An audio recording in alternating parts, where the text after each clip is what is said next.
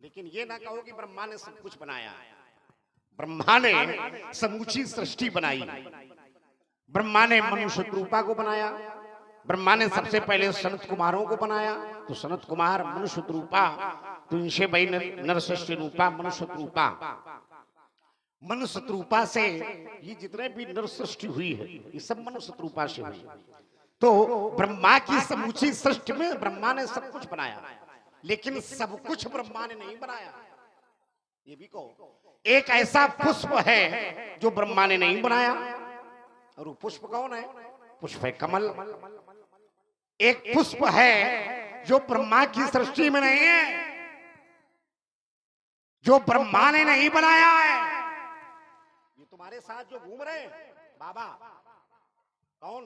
तुम्हारे बाबा, गुरु बाबा विश्वामित्र, इन्होंने भी बहुत कुछ बनाया है।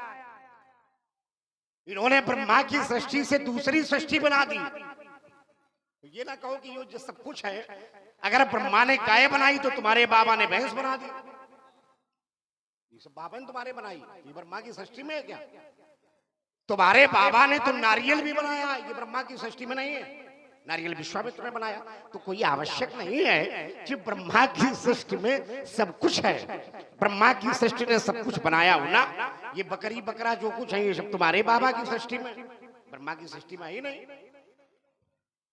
तो संसार में बहुत कुछ ऐसा है कि ब्रह्मा की सृष्टि में नहीं है, वो केवल एक व्यक्ति विशेष की सृष्टि में है। ठीक उसी प्रकार से ब्रह्मा ने संसार के सभी जीवों को बनाया होगा, ये मैं तुम्हारी बात मान रहा हूं। लेकिन हो सकता है कि धनुष तोड़ने वाले ने ब्रह्मा, उसने स्वयं बनाया हो ब्रह्मा को। हो सकता है, एक शब्द लगाया है, हो सकता है। अब तुमने कहा कि अगर वो ब्रह्म है, लक्ष्मण ने एक बात कही थी कि अगर परशुराम जी उसको ब्रह्म कोटि का मान रहे हैं, अगर वो ब्रह्म है तो क्या ब्रह्म से विरोध करना चाहिए? हाँ करना चाहिए, हाँ करना चाहिए। तब तक करना चाहिए जब तक आप जान लें कि ये ब्रह्म है कि नहीं, तब तक करना चाहिए। क्योंकि एक सिद्धांत है, जब तक किसी को जानो नहीं तब तक मानो नहीं। है हमारा सिद्धांत नहीं है, मानुष का सिद्धांत। जाने बिन न होई प्रतीति और बिन प्रतीत हो ही नहीं। भगवान शंकर ने उस ब्रह्म को प्रणाम किया तो मैया सती ने कहा कि हमारे स्वामी जिसको प्रणाम कर रहे हैं हमें बड़ा अचंभा हो रहा है, ये क्यों प्रणाम कर रहे हैं? 33 कोट देवता संसार में कोई ऐसा नहीं है जो हमारे स्वामी भगवान शंकर को प्रणाम करता ना हो, और वो हमारे स्वामी भगवान शंकर इन वनवासियों को प्रणाम कर रहे हैं। ये कौन ब्रह्म है जिसको हमारे स्वामी प्रणाम कर रहे हैं? जो वन में भटक रहा है, ये कैसा है ब्रह्म है? संशय हुआ। उन्होंने कहा आप चाहे जितना कहो, लेकिन हम परीक्षा लेंगे, हम परीक्षा लेंगे, और जब तक हम जान नहीं लेंगे। आप कह रहे हो कि ये ब्रह्म है, लेकिन हम भी तो जाने कि ब्रह्म है कि नहीं। तो उन्होंने परीक्षा ली। तो जब उन्होंने जान लिया तो जैसे भगवान शंकर प्रणाम करते वैसे मैया सती ने किया। भगवान शंकर ने एक बार किया तो मैया सती ने बहुत बार किया। पुनि पुनि नाई राम पद शीशा और चली तहां जहां रहे। ये राम वो नहीं ना तुम समझो कि हमारा भैया राम है, हम उसकी बात नहीं कर रहे हैं। नहीं तो तुम थोड़ी देर बाद कहो कि आपने राम के लिए कह दिया। देखो राम से परशुराम का कोई विरोध नहीं है। तुम्हारे भैया राम से परशुराम का कोई विरोध नहीं है। हमने राम का विरोध मिथिला में नहीं किया। हमने अगर किसी का विरोध किया है तो वो है अपराधी, और अपराधी कौन है अभी सिद्ध नहीं हुआ है। इसलिए परशुराम के द्वारा राम का कोई विरोध नहीं किया गया है। ये मस्तिष्क में बैठा लो, है ना? इसके बाद बोलो, अब बोलो। हो गया। राम का कोई विरोध नहीं है, लेकिन ब्रह्म का विरोध है। आपने कहा है कि ब्रह्मा ने सारे संसार को बनाया, ब्रह्मा ने सारे संसार को बनाया है। ये राजकुमार लक्ष्मण की बात हम मान रहे हैं, कि ब्रह्मा ने सारे संसार को बनाया। हो सकता है धनुष तोड़ने वाले ने ब्रह्मा को बनाया हो, तो धनुष तोड़ने वाले ने ब्रह्मा को बनाया हो, यह आपने कहा हो सकता हो। तो ब्रह्मा को किसने बनाया? उपजे जासु अंश से नाना, तो शिव बिरंच विष्णु भगवाना। किसने बनाया? ब्रह्म ने बनाया। आप कह रहे हो और राम से विरोध हमारा नहीं है, तो क्या ब्रह्म से विरोध है? ब्रह्म से विरोध ले रहे हो? ब्रह्म विरोध न उबरे सी। जिसने भी संसार में ब्रह्म से विरोध लिया है उसका कभी तरण तारण नहीं हुआ, कभी उबरा नहीं है, और आप ब्रह्म से विरोध ले रहे हो। ये कह भी रहे हो अपने मुख से कि वो हो सकता है ब्रह्म हो सकता हो ब्रह्मा ने उसको बनाया हो। जब ब्रह्मा को बनाने वाला ये जान गए हो कि वही है, वही ब्रह्म है, वही धनुष खंडनहार है, फिर भी उससे विरोध ले रहे हो, और ये भी जानते हो कि संसार में ब्रह्म से विरोध लेने वाला व्यक्ति सफल नहीं होता। एक बार ब्रह्म से विरोध लिया तो था, जयंत ने भी लिया था। बोलो, आप बोलो, बोलना बहुत जरूरी है। और सुन रहे हैं आप सभी लोग, बड़ा ही सुंदर संवाद दिए भार्गव श्री परशुराम जी और भगवान श्री लक्ष्मण जी के द्वारा प्रभावित हुए भाई मिथिलेश सिंह जी, जो कि ज्ञानेंद्र जी के पिताजी हैं। आपकी ओर से ये 101 रुपए की प्रेम कुसुम दोनों मूर्तियों के लिए प्रदान हुई है। बहुत बहुत धन्यवाद, साधुवाद। जयंत ने भी ब्रह्म से विरोध लिया था एक बार। जयंत की क्या स्थिति हुई? एक नयन कर तजा भवानी, एक नेत्र फोड़ दी। अब आपो ब्रह्म से विरोध ले रहे हो, तो कहूं आपके साथ ये घटना ना घट जाए, इसलिए आपको हम बचाने का कार्य कर रहे हैं। हम आपका आगे में थोड़ी झोंक रहे हैं, आगे से बाहर निकालने का काम कर रहे हैं, बचाने का काम कर रहे हैं। जब आप जान चुके हो तो फिर आपको विरोध लेने की आवश्यकता नहीं है। आपने एक उदाहरण दिया सती जी का। भगवान शंकर जी चले कहां से? कुंभज ऋषि के यहाँ। कुंभज ऋषि के यहाँ कथा सुनने गए थे भगवान शंकर और सती जी, दोनों लोग गए कथा सुन करके आ रहे थे। रास्ते में ब्रह्म के दर्शन हुए। भगवान शंकर ने कहा, जय सच्चिदा नंद जग पावन, अस कई चले मनोज नसामन, और चले जात शिव सती समेता, और पुनि पुनि पुलकत कृपा निकेता। सती सुदशा शंभु कई देखी। सती जी ने देखा कि एक कुमारों के दर्शन किए शंकर जी ने, और ये इतने पुलकित हो गए, हर्षित हो गए। जैसे कभी कभी देखा होगा, जिस व्यक्ति की, जिस वस्तु की कल्पना करो, अगर वो तुमको मिल जाए तो व्यक्ति हर्षित हो जाता है। और भगवान शंकर की वही स्थिति है। भगवान शंकर ने कथा सुनी, किसकी? ब्रह्म की कथा सुनी, और ब्रह्म के दर्शन हो गए तो भगवान शंकर पुलकित हो गए। सती सुदशा शंभु के देखी। जैसे ही सती जी ने देखा, सती सुदशा शंभु के देखी, उर उपजा, उर माने हृदय, उर उपजा संदेह विसेखी। संदेह हो गया। संदेह क्या हुआ? शंकर जगत बंद जगदीशा। शंकर जी कौन है? जगत के ईश्वर है। शंकर जगत बंद जगदीशा, सुर नर मुनि सब नामई सीसा। ये सभी लोग शंकर जी को मस्तक झुकाते हैं। ते नप सुतहि कीन परनामा, और वो राजा के लड़कन का प्रणाम कर रहे हैं। ये सती जी को संदेह हुआ। जैसे सती जी को संदेह हुआ तो भगवान शंकर से सती जी ने कहा, तो शंकर जी ने कहा, अगर सती तुमको संदेह है तो जाओ परीक्षा ले आओ। तो सती जी पहुंची परीक्षा लेने। सती कीन सीता कर वैसा, अपने वास्तविक स्वरूप पर भी सती जी नहीं गई। इसलिए नहीं गई कि हो सकता है ब्रह्म जाल में फंस जाए, हमारी जाल में फंस जाए। लेकिन फंसने वाला महाराज ब्रह्म नहीं है। वो यहाँ की भी जानता है, वहां की भी जानता है। अरे यहां तक कि छोड़ो, एक भगवान का भक्त था, जिस समय उसका अंतिम समय आया तो बाणों की सैया पर लेटा था। बाणों की सैया पर उसने भगवान को पुकार लगाई। पहुंच गए होंगे, सभी सुधी लोग हैं, पहुंच गए जहां पर जहां की ये बात है, उसने भगवान को पुकार लगाई, हे प्रभु, हे कृपालु, कौन से कर्मों की सजा मिल रही है जो अंतिम समय हमें बाणों की सैया प्रदान हुई। भगवान प्रकट हो गए। भगवान ने कहा, याद करो, तुमने जीवन में अनुचित काम किया होगा। तो उसने कहा, भगवान मुझे 100 जन्मों की याद है, 1 जन्मों की नहीं, 100 जन्मों की याद है। हमने 100 जन्मों में कोई अनुचित कार्य नहीं किया जिसके कारण मुझे बाणों की सैया मिले। लेकिन भगवान ने कहा, तुम्हें केवल 100 जन्मों की याद है, लेकिन हमें जन्म जन्मांतर की याद है। और उसने किया था अनुचित कार्य, उसको दंड मिला। ठीक वही स्थिति सती जी की। सती जी पहुंची, सती जी परीक्षा में अनुत्तीर्ण रही, उत्तीर्ण नहीं हुई। जैसे शंकर जी के पास आई, शंकर जी ने पूछा, सती परीक्षा ले आई? तो सती जी झूठ बोल गई। कछु न परीक्षा लीन गोसाई, और कीन प्रणाम तुम्हारी नाई।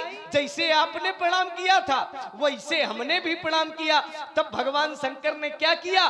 तब शंकर देखे धरि ध्याना, और सती जो कीन चरित सब जाना। सारा चरित्र जान गए, और जैसे जान गए तो फिर क्या किया? सती जी को अपनाया कि ठुकराया? अपने सामने स्थान दिया, वाम भाग में स्थान सती जी को नहीं दिया। और सामने स्थान किसको दिया जाता है? ईष्ट को दिया जाता है। ईष्ट मान करके, क्यों? सती जी ने जिनका स्वरूप धारण किया था वो ब्रह्म की अर्धांगिनी थी, वही मान करके, देवी मान करके भगवान शंकर ने सती को अपने सामने स्थान दिया। और यही स्थिति आपकी ना हो जाए। आपो ब्रह्म की परीक्षा लेना चाहते हो, अगर ब्रह्म की परीक्षा लेना चाहते हो तो जैसे सती जी का त्याग किया भगवान शंकर ने, ऐसा ना होए कहूं आपो का त्याग ही दे। हम तो आपके हित का काम कर रहे हैं, कोई अनहित का काम नहीं कर रहे हैं। ये हित का काम है।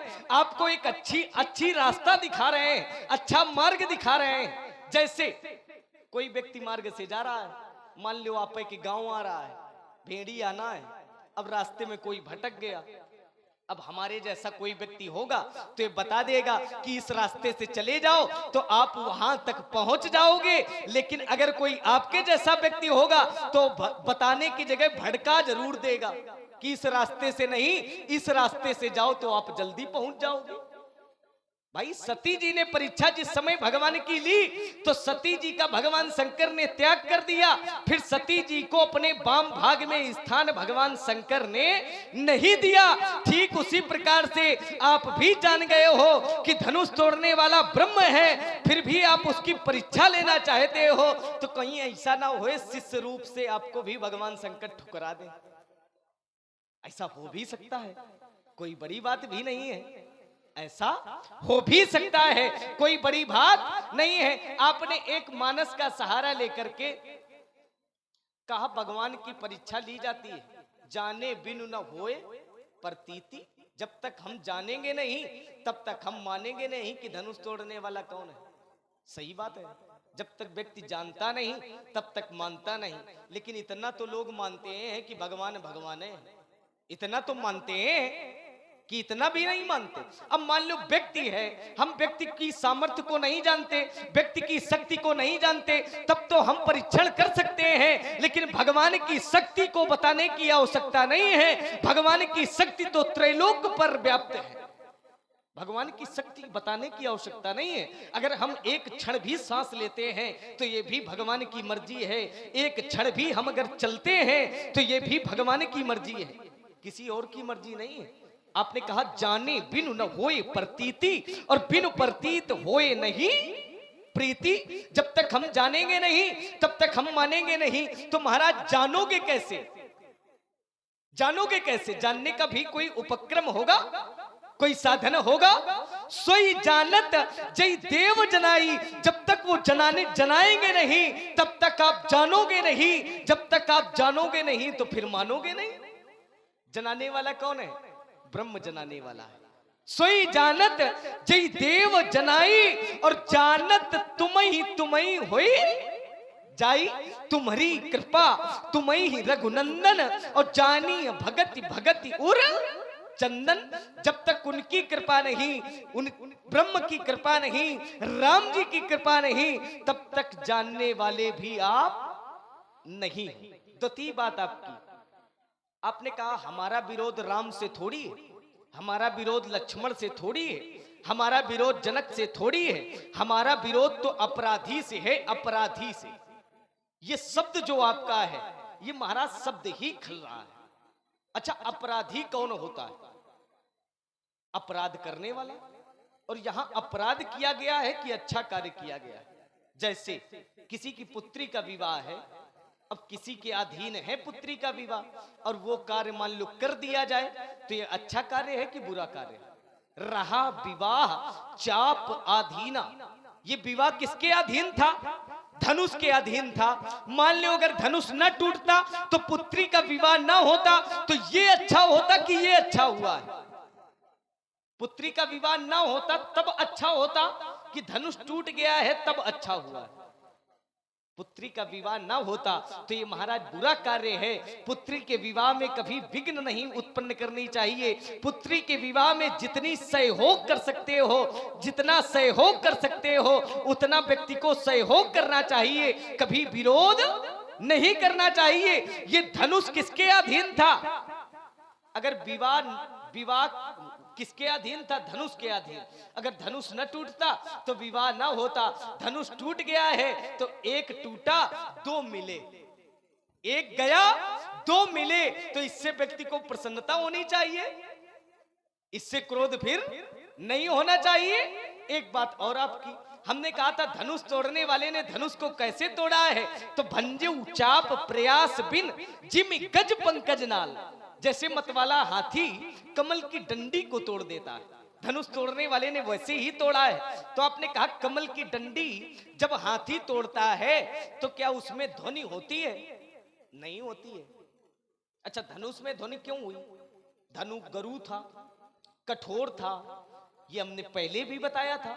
गरु कठोर विदित सबका हूं, ये सबको व्याप्त है। और जिस समय गरु व्यक्ति, गरु वस्तु अगर तोड़ी जाए या पटकी जाए तो उसमें ध्वनि तो होगी, होगी कि नहीं होगी?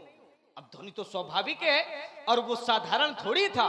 और लेकिन धनुष तोड़ने वाले ने उसमें कोई बल का प्रयोग नहीं किया। धनुष तोड़ने वाले ने बिना प्रयास के उसको उठाया है, बिना प्रयास के चढ़ाया है, और बिना प्रयास के तोड़ दिया है। अंतर इतना है, बलहीन वस्तु को जब हम तोड़ते हैं, बलहीन वस्तु को जब हम पटकते हैं, तो उसमें ध्वनि स्वाभाविक होती है। ठीक वैसी ही ध्वनि यहां पर भी हुई। अपनी वाणी को यहीं विराम दें। लक्ष्मण ने कहा धनुष तोड़ने वाले ने कोई प्रयास नहीं किया। ध्यान देना, यही तुम्हारी बात झूठ है। कहा उसने कोई प्रयास है नहीं किया, बड़ा साधारण तरीके से तोड़ दिया, साधारण धनुष था। हाँ,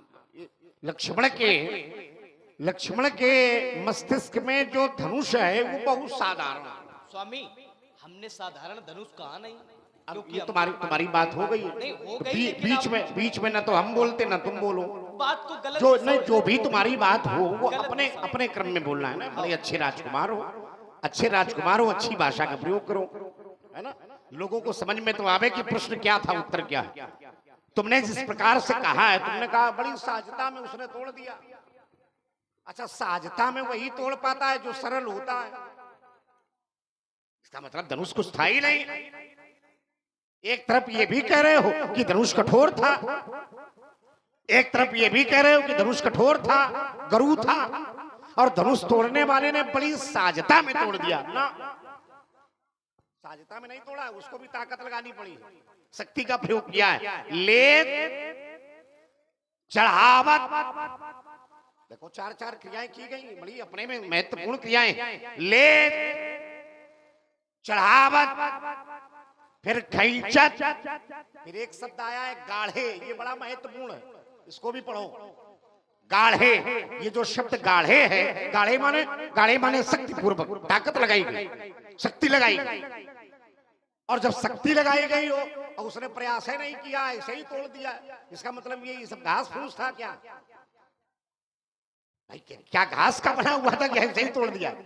जरा विचार करो, धनुष तोड़ने वाले ने जब धनुष को लिया तो ले, अच्छा जब लिया है तो दमक्यू दामिल जिम जब लयऊ, तुमने कहा वो साधारण था, तो साधारण में प्रकाश नहीं होता, उसमें तो प्रकाश था।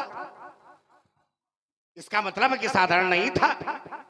दमक्यू दामिनी जिम जब लयऊ, और दूसरा भाव आ गया, ले चढ़ावत खैचत गाढ़े और काहू न लखा रहे सब। विचार करो जरा उस पर। एक बात, दूसरी बात लक्ष्मण की आई। लक्ष्मण ने कहा क्या आप ब्रह्म का विरोध कर रहे हो? देखो इसको सही प्रकार से परोसो। हाँ, जब ब्रह्म का विरोध तब किया जाता है जब ब्रह्म के लिए परीक्षार्थ कोई व्यक्ति जाता है। जैसे एक समय ऐसा आया जो ये कहा गया कि त्रिदेवों में सर्वश्रेष्ठ कौन है? ब्रह्मा, विष्णु और महेश में सर्वश्रेष्ठ कौन है? एक बार ये कहा गया कि आखिरकार ये पहचान कैसे हो कि त्रिदेवों में सर्वश्रेष्ठ कौन है? तो कहा परीक्षा ले ली जाए। देखो परीक्षा ले ली जाए। अब ब्रह्म की परीक्षा हो रही है, त्रिदेवों में सर्वश्रेष्ठ कौन है इसकी परीक्षा ली जाए। अब ये हुआ कि परीक्षा लेगा कौन? ब्रह्म की कौन परीक्षा लेगा?